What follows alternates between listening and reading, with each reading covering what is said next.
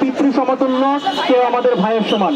আমাদেরকে আলাদা করার কোনো সুযোগ নাই। আমরা আপনাদেরই সন্তান, আপনাদেরই ভাই।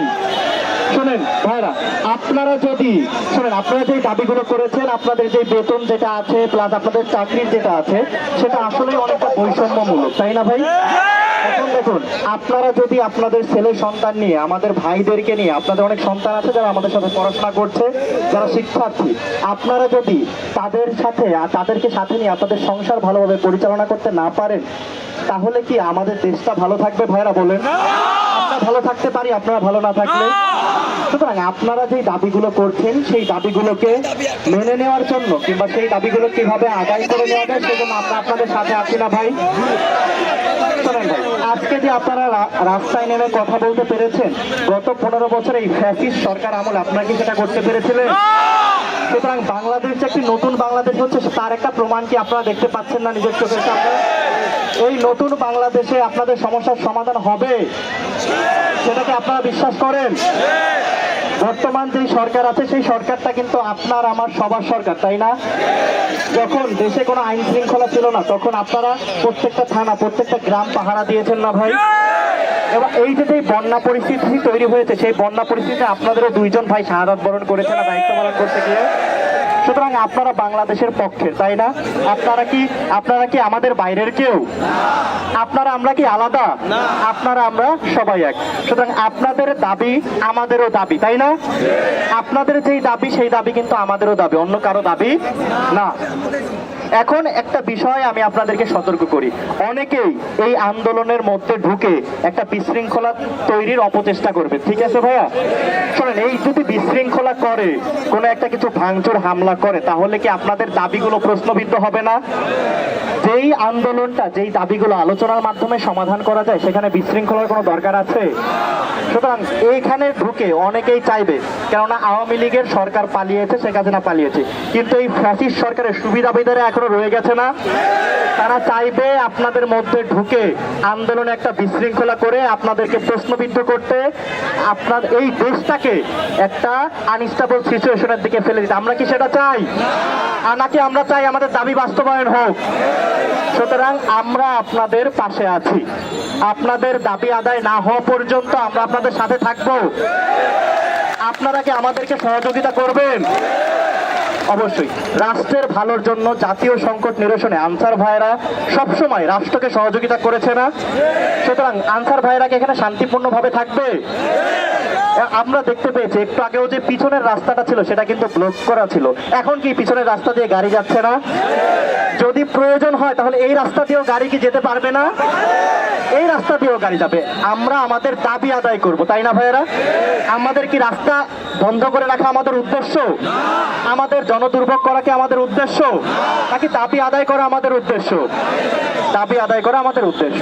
সুতরাং আলোচনার মাধ্যমে সমাধানে যেতে হবে, তাই না ভাই? সবাইকে সময় দিতে হবে আপনাদের দাবিগুলো বাস্তবায়ন যাতে হয়, তাই না ভাই? সুতরাং সবাই কিন্তু একটু শান্ত থাকতে হবে।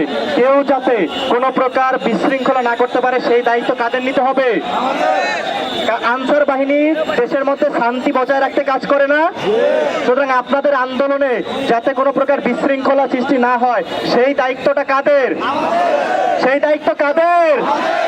সুতরাং সবাই শান্ত থাকবো এবং আমরা দাবি আদায় করার পরই, দাবি আদায় হবে ইনশাল্লাহ, এবং আমি আপনাদের সাথে আছি দাবি আদায় হওয়া পর্যন্ত।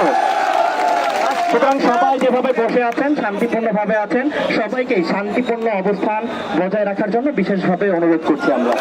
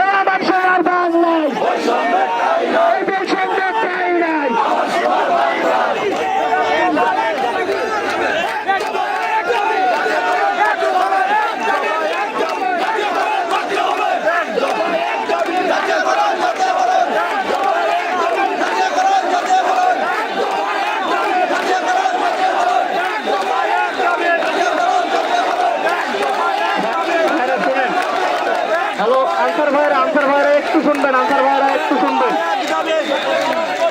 আমরাও আমাদের একটা প্রতিনিধি দল, আমরা এখন ভিতরে যাবো, আমরা আলোচনা করবো আপনাদের পক্ষের হয়ে, আমরা আপনাদের পক্ষের হয়ে আলোচনা করবো, বুঝতে পারছেন ভাই?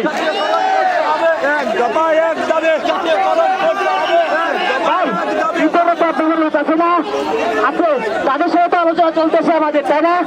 তো আমরা এখন আপনাদের প্রতিনিধি হয়ে তাদের সাথে যে বলবো, কথা বলবো যে আপনাদের দাবি না আদায় হওয়া পর্যন্ত আমরা রাস্তা ছেড়ে যাবো না। তো আমরা যাই ভিতরে, তাদের সাথে একটা আলোচনা করি কি বলতেছে।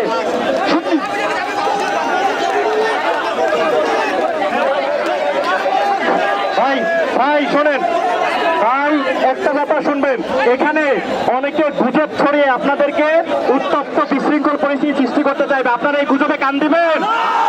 আমরা কি শান্তিপূর্ণ আন্দোলন চালাবো? অনেক সময় ফেক আইডি খুলে আওয়ামী সন্ত্রাসীরা এখনো তৎপর, এটা আমাদের বুঝতে হবে। ফেক আইডি খুলে গুজব ছড়িয়ে তারা আন্দোলনে বিশৃঙ্খলা করতে চাইবে। আমরা কি দাবি আদায় চাই নাকি বিশৃঙ্খলা চাই? দাবি আদায় চাই না। সুতরাং সবাই যাতে শান্ত থাকতে হবে।